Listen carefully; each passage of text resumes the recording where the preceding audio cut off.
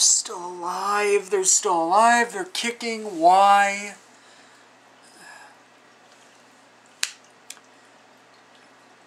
I didn't know this until maybe a week ago. Adema! Adema is still around. Why? That's what I want to know. Why?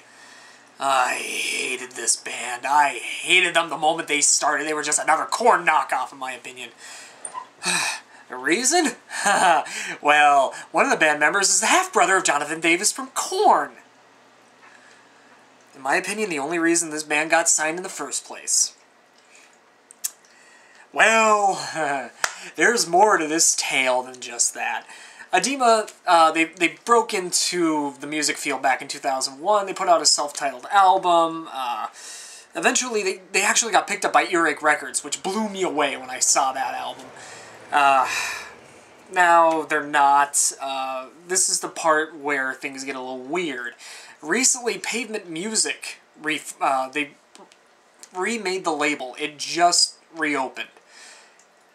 And guess what band is one of the very first albums that are coming out? Adema! Adema! Of all the bands Pavement could sign, Adema! Adema has had 4 albums so far. The only one I really know about is the first. The second, I knew it existed. Like I said, it was on Earache Records. I didn't care. The first album had maybe 1-2 good songs that I liked. Outside of that, I didn't care. I just didn't care. Aside having family ties to Jonathan Davis of Korn, I think the other main reason anybody even knows who Adema is due to the fact that they had a song on the first Resident Evil soundtrack, and they also had a song on the Mortal Kombat Deadly Alliance soundtrack. So probably because of that, that's why people know them, and that's why they're kind of famous at this point. But when I say famous, I'm using that term loosely because they are quite possibly the most underground of well-known groups. Now, I'm not talking infamy, I'm talking, oh yeah, Adema, I've heard of the name. Surprisingly, my Facebook actually had a couple of people that enjoy Adema, and a few of them said, oh, they're one of my favorite bands. Yeah, I don't see how or why. Why don't you just pop a Korn CD in? But, I don't know. Apparently they've changed. I really didn't care enough to look. Anyhow, they have a new album coming out. Topple the Giants is their 5th one. It's got 7 songs. Clocks in at 27.5 minutes. Technically speaking, it's an EP, and not just because it's under 30 minutes. There is another reason, which I will get to, and it's the most asinine reason humanly possible. So get prepared to be blown away by the level of what the fuckery, basically. Well, first, let's tackle the production of the album. It's actually pretty crisp. It's kind of thin, though. It's got a modern quality to it. The guitars have that edgy, modern rock kind of distortion to it. It's kind of heavy, but at the same time, it's kind of not. It sounds alright, especially with the deeper bass presence. And that varies throughout the album. You get a mix of twangy... Yeah, just twangy, really down-tuned bass, and just moderately low. And the moderately low can be rich and kind of deep at times, but, you know, sometimes it's not as twangy. The cymbals are pretty crisp, and they're up front in the mix. The snares is about the same, too, but they're a little hollow. And the bass kicks, actually, they have a little bit of a click to them, but they're kind of pushed back in the mix, so they don't make much of an impact. And given the bass-driven elements of some of these songs, it really would have been better to have it pulled a little further up in the front. So that's one thing that the production seemed to have dropped. On top of that, there's vocals. The guitarist, Tim... I just moved my notes. I'm sorry. It's Tim Flucky? Fluky? I don't know how you say it. Flucky, I'm going to go with, just because it's funnier to say. Tim Flucky was the guitarist, and now he's the vocalist. Didn't specify whether he's actually the guitarist as well, but he's taken over the vocal spots since 3 years ago, I think, so... yeah. Vocals, they range from clean and rough. They're actually pretty loud in the mix, and they're really not that bad. The only problem is sometimes they can go a little off-key, and it does get a little distracting, especially when he's really trying to hit that note. You can tell he's trying, and sometimes just can't.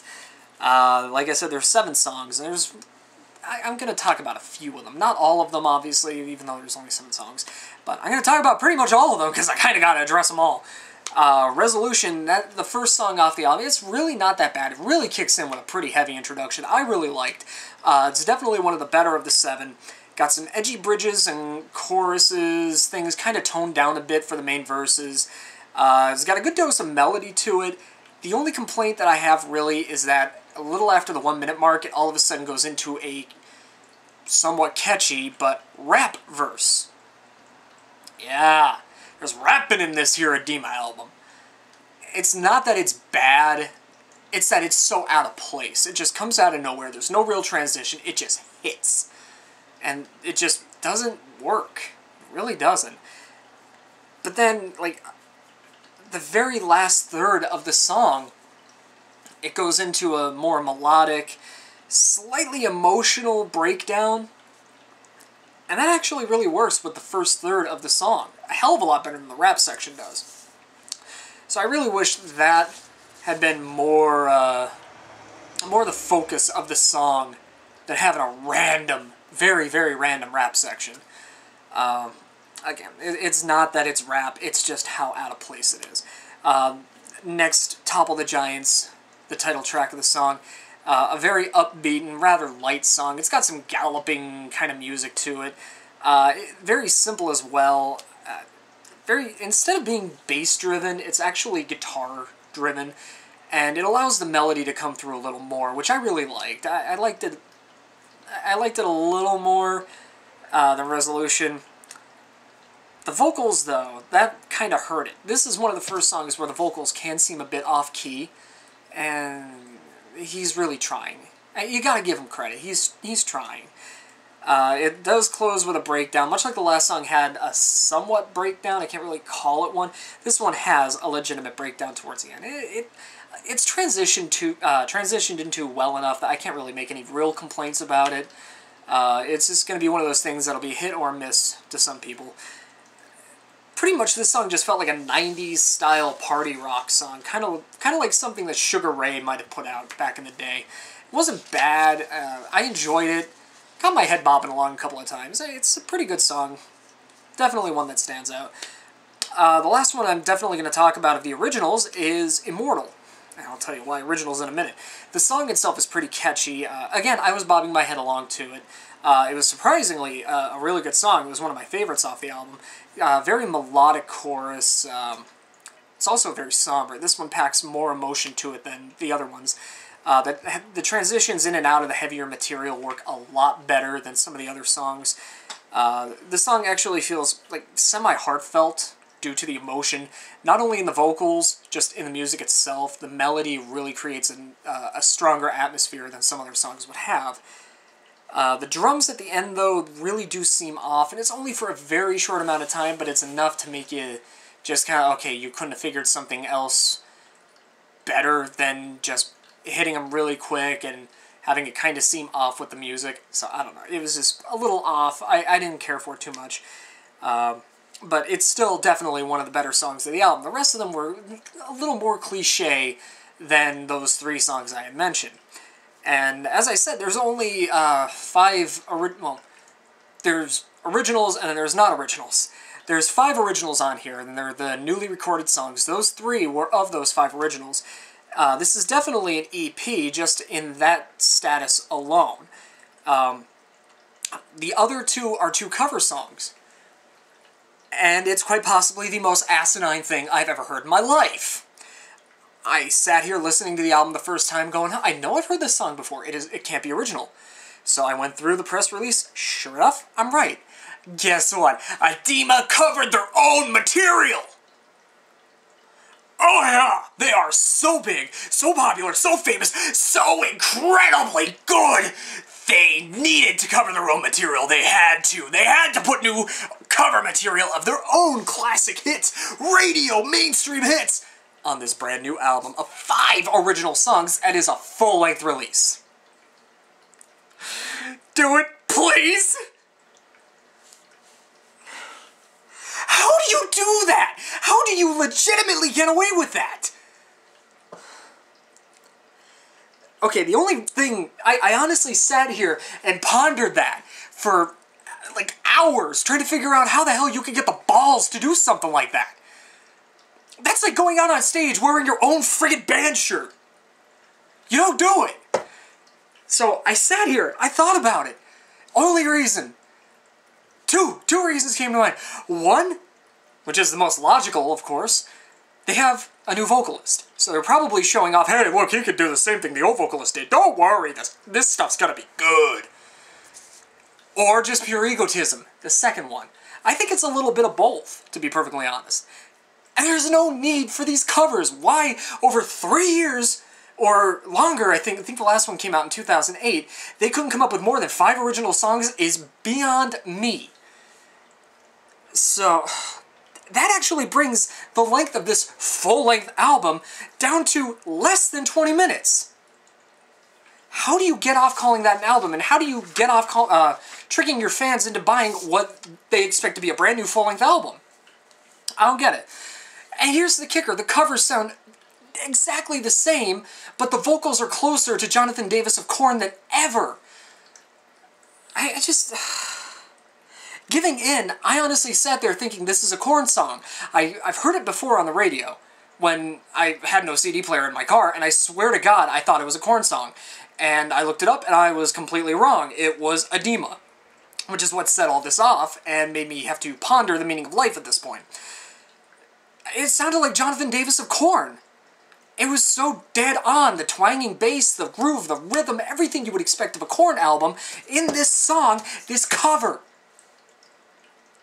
I don't get it. Both sounded exactly the same to the original, except that one had a rougher vocal approach to it, and the other one, crap, I don't even remember what the other one was. Nor do I really care. Screw it. Forgot to write it down, but either way, there's 2 on here. The other one just has clean vocals that are like trying to be a little deeper.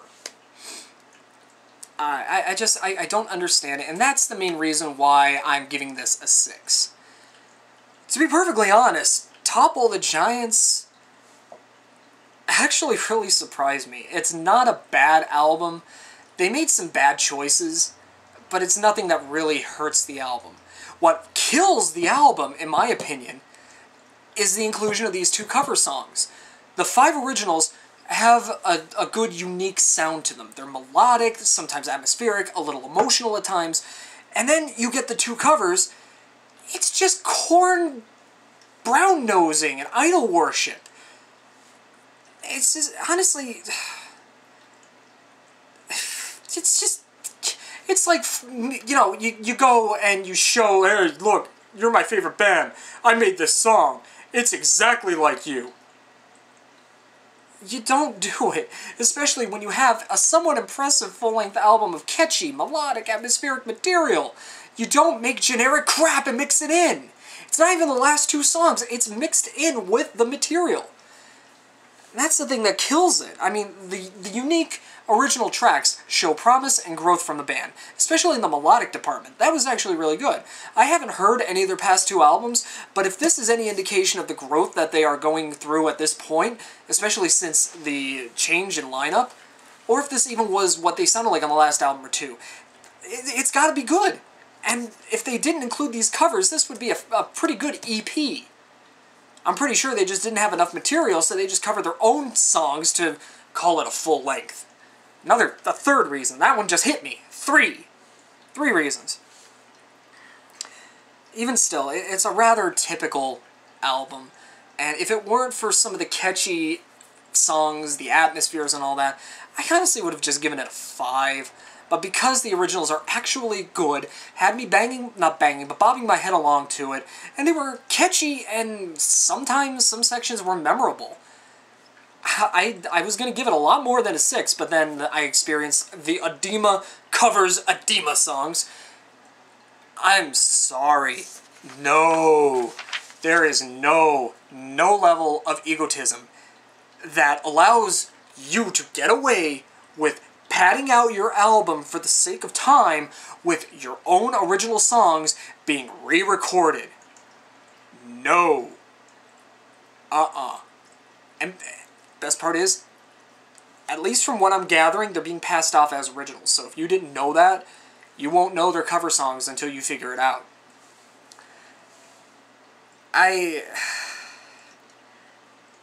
6. I can't really justify anything else. The covers thing just blows my freaking mind too much. The songs still show generic traits, but they show promise. The production is pretty good. Honestly, if you're a fan of Adema, you'll probably like this a lot more than I did, and you will more than likely enjoy these covers of hit songs, but if you're like me or anybody else, you would just rather go listen to the original than a new re-recorded version that sounds exactly the same as the original, but with slightly different vocals. And no, I'm not just picking on it like that. I've Amorphous put out re-recorded material. I didn't like it. Exodus put out the re-recording of their debut album. I hated it. I don't see the need to go back and re-record your own material. At all. It takes away the purpose, the message, the point of your music. And this one, as I said, the only reasons I could come up with now are padding, now that I think about that, egotism, and to show fans, look, we may have lost the vocalist, but we still sound pretty good either way. We can still pull off the old stuff. Come to our shows. Come to our shows. Spend money. Spend money. Buy tickets. Come to our shows. Buy our merch. Only reason I can think of. Camera's gonna fall. I'm done. 6.